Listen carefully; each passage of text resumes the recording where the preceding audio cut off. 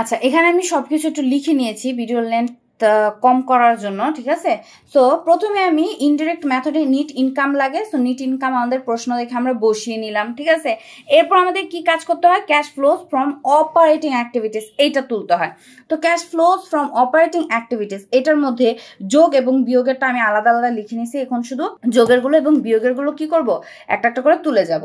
প্রথমে আমাদের যেটা নিতে হয় সেটা হচ্ছে ডেপ্রিসিয়েশন। আমাদের এখানে ডেপ্রিসিয়েশন ছিল, তাই না, ডেপ্রিসিয়েশন এক্সপেন্স ছিল আমাদের কোশ্চেনে এবং এটা ছিল ৩,২৪০ টাকা, বসিয়ে দিচ্ছি ৩,২৪০ টাকা। তারপরে হচ্ছে লস অন সেল আনতে হয়, কোনো ফিক্সড অ্যাসেট বিক্রি করে যদি আমাদের লস হয়ে থাকে সেটা, এবং আমাদের এটা কোশ্চেনে ডাইরেক্টলি বলে দিছে, হ্যাঁ, loss on equipment, loss on equipment ছিল, তাহলে আমি লিখে নিচ্ছি ইকুইপমেন্ট, মানে loss on sale of equipment এরকম ছিল। সো লস অন ইকুইপমেন্ট আমি লিখে নিলাম, এবং এখানে লস অন ইকুইপমেন্ট আমাদের 180 টাকা সেটা বলে দিচ্ছিল ওরা, ঠিক আছে। তারপরে ছিল যে ডিক্রিজ ইন কারেন্ট অ্যাসেট, মানে আমাদের যদি কারেন্ট অ্যাসেট কমে যায় তাহলে সেটা আমরা যোগ করব। হ্যাঁ, তাহলে কারেন্ট অ্যাসেট দেখি কমেছে না বেড়েছে, আমরা একটু দেখি। কারেন্ট অ্যাসেট বলতে আমরা কি বুঝি, অ্যাকাউন্টস রিসিভেবল, তাই না। এবং আমরা কিন্তু আগের অঙ্কে করে আসছি যে আমাদের অ্যাকাউন্টস রিসিভেবল যেটা ছিল সেটা কিন্তু আমাদের কি হয়েছে, কমছে। কিভাবে বুঝলাম, এই যে আমরা কিন্তু আগে করে আসছি, এই যে দেখেন আমাদের অ্যাকাউন্টস রিসিভেবল, এই যে এখানে যখন ক্যালকুলেশন করেছিলাম, হ্যাঁ, এই যে ডিক্রিজ অ্যাকাউন্টস রিসিভেবল কত, 540 টাকা। তাহলে এটা দেখেই কিন্তু আমরা বসিয়ে দিতে পারি, তাই না। তাহলে 540 যেহেতু কমে গেছে, যোগ হবে, যোগ করে দিলাম। তারপরে ছিল হচ্ছে আমাদের যে অ্যাকাউন্টস কারেন্ট লাইবিলিটিস যদি বেড়ে যায়, কারেন্ট লাইবিলিটিস, তাহলে দেখি আমাদের এখানে কারেন্ট লাইবিলিটিস ছিল কোশ্চেনের মধ্যে অ্যাকাউন্টস পেয়েবল, এবং অ্যাকাউন্টস পেয়েবল আমাদের এখানে কমেছে না বেড়েছে, এই যে accounts payable decrease, accounts payable decrease. আমরা ইনডাইরেক্ট মেথডে যখন করি তখন অ্যাকাউন্টস পেয়েবল যদি কমে যায় তাহলে কি করতে হয়, কমিয়ে দিতে হয়, কমে গেলে কমিয়ে দিতে হয়। তাহলে এই যে এখানে আমরা লিখে নিব ডিক্রিজ অ্যাকাউন্টস পেয়েবল, তাহলে লিখে নিচ্ছি ডিক্রিজ অ্যাকাউন্টস পেয়েবল। কত টাকা ছিল এখানে দেখেন, 1500, তাহলে আমরা এখানে মাইনাস করে বসিয়ে দিব কত, 1500, এই বসিয়ে দিচ্ছি 1500 মাইনাস করে, ঠিক আছে। তারপরে ছিল আমাদের যদি কোনো আউটস্ট্যান্ডিং এক্সপেন্স থাকে, ইনক্রিজ হয়েছে এরকম, সেটা আনবো, এবং যদি কোনো অ্যালাউন্স ফর ব্যাড ডেটস থাকে তাহলে সেটা আমরা যোগে আনি, ঠিক আছে। সো এখানে কি আমাদের কোনো অ্যালাউন্স ফর ব্যাড ডেটস ছিল, আমাদের কোশ্চেনে ছিল না। তারপর হচ্ছে আমাদের কি কোনো আউটস্ট্যান্ডিং এক্সপেন্স ছিল, আউটস্ট্যান্ডিং এক্সপেন্স বলতে আমরা এখানে যে বাড়তি এক্সপেন্সগুলো হয় যেরকম প্রিপেইড এক্সপেন্স, ঠিক আছে, এগুলো কি ছিল দেখেন তো, আমাদের প্রিপেইড এক্সপেন্স কিন্তু ছিল। এবং এখানে আমি আর একটা জিনিস মিস করে গেছি, সেটা হচ্ছে কারেন্ট অ্যাসেট, এটার মধ্যে কি ইনভেন্টরি পড়ে না, পড়ে কিন্তু, তাই না, তাহলে ইনভেন্টরিও আনতে হবে।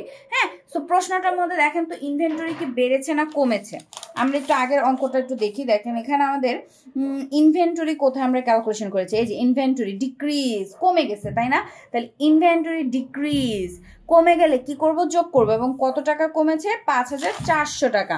তাহলে লিখে নিব ডিক্রিজ ইনভেন্টরি, ঠিক আছে, কত, 5400, তাহলে কমে গেছে, আমরা যোগ করে দিলাম।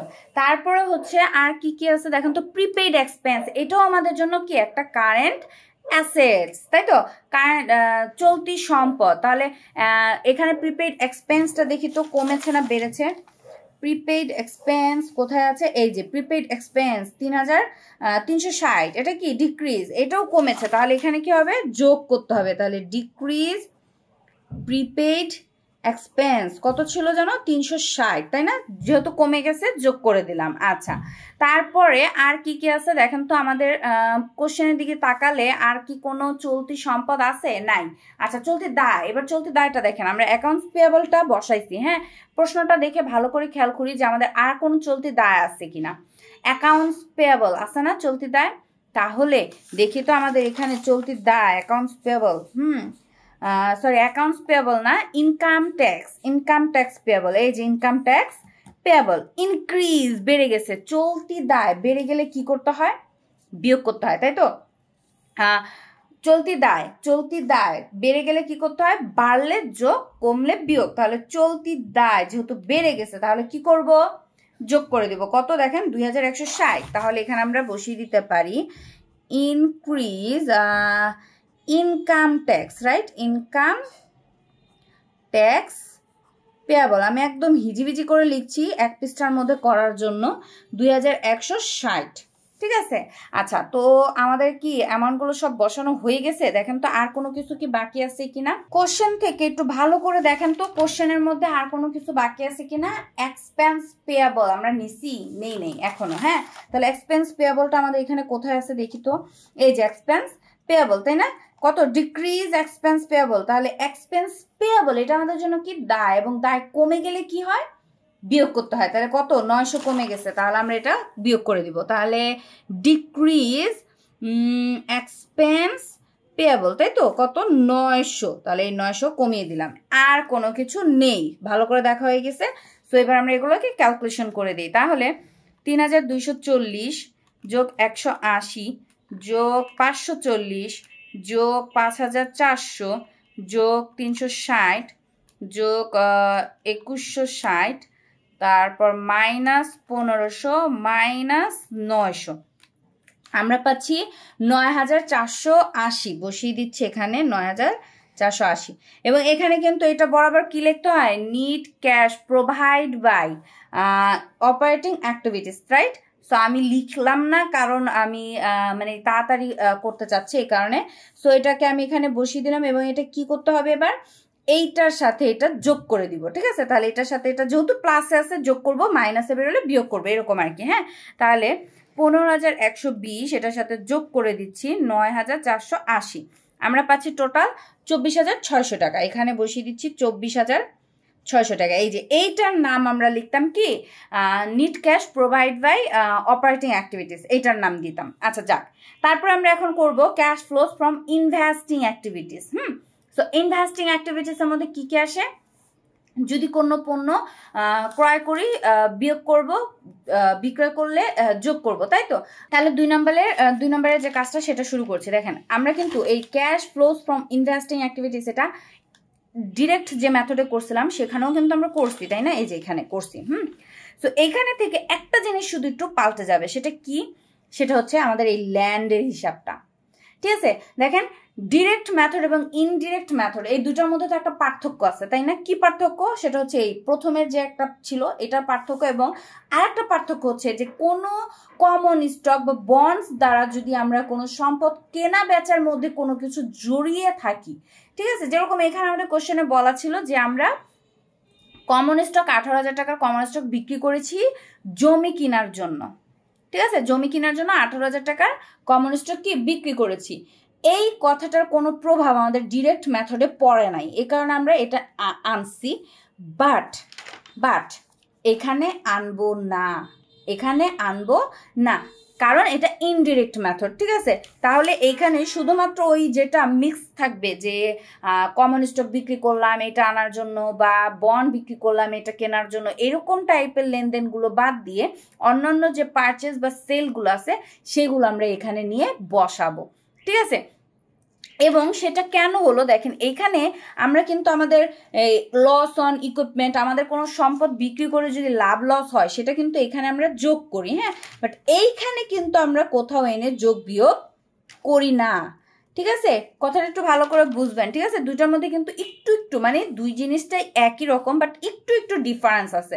সেই ডিফারেন্সগুলো দেখানোর জন্যই একসাথে দুইটা করা। হ্যাঁ, তাহলে এখানে আমরা এই যে বাকি দুইটা আছে না, এই দুইটাই এনে বসিয়ে দিব। তাহলে লিখতে পারি পারচেজ অফ ইকুইপমেন্ট 32,400 লিখে দিচ্ছি এখানে।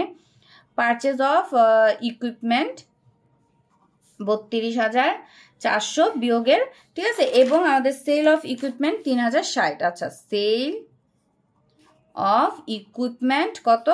ইকুইপমেন্ট 3,060। আচ্ছা, যোগ বিয়োগ করে দেখছি কত আসে। 32,400, এটা ছিল মাইনাসের। হ্যাঁ, তাহলে মাইনাস 32,400 প্লাস 3,060 আমাদের আসছে হচ্ছে মাইনাস 29,340। 29,340 মাইনাসে, ঠিক আছে। তাহলে মাইনাস দিয়ে দিলাম, এবং এটার নাম কি দিতাম? যে নিট ক্যাশ, যেহেতু মাইনাসে রয়েছে, ইউজড বাই ইনভেস্টিং অ্যাক্টিভিটিস, ঠিক আছে। আচ্ছা, এটা আপনারা লিখে নেবেন, আমি আর লিখছি না। তারপরে চলে যাব cash flows from financing activities. এবার ফাইন্যান্সিং এর কাজগুলো করব। আচ্ছা, তো ফাইন্যান্সিং এর কাজের মধ্যে ওই সেম, যে জিনিসটার জন্য আমরা মানে যে জিনিসটার বিনিময়ে একটা বিক্রি করে আর একটা জিনিস আনলাম সেটাকে বাদ দিয়ে বাকিগুলো আমরা এখানে বসাবো। তাহলে দেখেন এখানে আমাদের এই যে কমন স্টক, এটা বিক্রি করে আমরা কি করেছিলাম, ল্যান্ড কিনেছিলাম, তাই না? তাহলে এইখান থেকে ল্যান্ডটা বাদ, এখান থেকে কমন স্টকটা বাদ, ঠিক আছে? বাদ দিয়ে বাকি জিনিসগুলো আনি। ডিভিডেন্ড পেড 5700 বসিয়ে দিচ্ছি। ডিভিডেন্ড পেড কত, 5700 বসিয়ে দিলাম, 5700। ওকে, এরপরে ছিল বন্ড ইস্যু, তাহলে লিখে দিচ্ছি ইস্যু অফ বন্ড। হ্যাঁ, কত ছিল, 16200, তাহলে বসিয়ে দিচ্ছি 16200। তাহলে যেহেতু আর কোনো কিছু নাই, যোগ বিয়োগ করে বসিয়ে দিচ্ছে মাইনাস 5700 প্লাস 16200, আমরা পাচ্ছি 10500 টাকা। বসিয়ে দিলাম 10500, এবং এটা প্লাসের ছিল, তাহলে এটা লিখবো net cash provide by financing activities, ঠিক আছে? ওকে, সো এবার আমরা এগুলোকে ক্যালকুলেশন করে দিই। দেখেন 24600 প্লাসের ছিল, মাইনাস 29340 প্লাস 10500, আমরা পাচ্ছি এখানে 5760 টাকা, এবং এটাকে লিখবো নিট ইনক্রিজ ইন ক্যাশ। আমি লিখে নিচ্ছি শর্ট করে, নিট ইনক্রিজ ইন ক্যাশ, ঠিক আছে? ক্যাশ বাড়লো হচ্ছে এত টাকা, এবং আমাদের বিগিনিং ব্যালেন্স যেটা ছিল সেটা বিগিনিং ব্যালেন্সটা আমরা কি করে দিব, যোগ করে দিব, এবং বিগিনিং ব্যালেন্স ছিল 28620 টাকা, বসিয়ে দিলাম, এবং দুইটা যোগ করলে আমরা পাবো 28620, যোগ করলে আমরা পাচ্ছি 34380, ঠিক আছে? এবং দেখেন এটা কিন্তু আমাদের কি বের হলো, ইন্ডিং ব্যালেন্সটা বের করে নিলাম আমরা, ঠিক আছে? Ending balance. ওকে, 34380, এই জায়গায় আমাদের 34380 বের হয়েছে, এবং এখানেও 34380 বের হলো, ঠিক আছে? তো ডিরেক্ট মেথড এবং ইনডিরেক্ট মেথড, এই দুইটার মধ্যে অনেকের প্রবলেম হয়। তো আশা করি আজকে এই প্রবলেমটা ক্লিয়ার করে আমি বুঝাতে পেরেছি আপনাদের, ঠিক আছে? যে কোথায় কোথায় আসলে কি কি ডিফারেন্সগুলো থাকে, ঠিক আছে? অঙ্কের ভিডিওটা যদিও অনেকটা বড় হয়ে গেছে, তারপর আমি বলবো যে আপনারা স্কিপ না করে একটু ফার্স্ট টু লাস্ট দেখেন।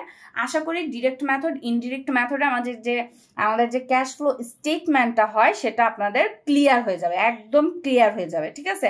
সো আজকে এই পর্যন্তই। সবাই ভালো থাকেন, সুস্থ থাকেন, আল্লাহ হাফেজ।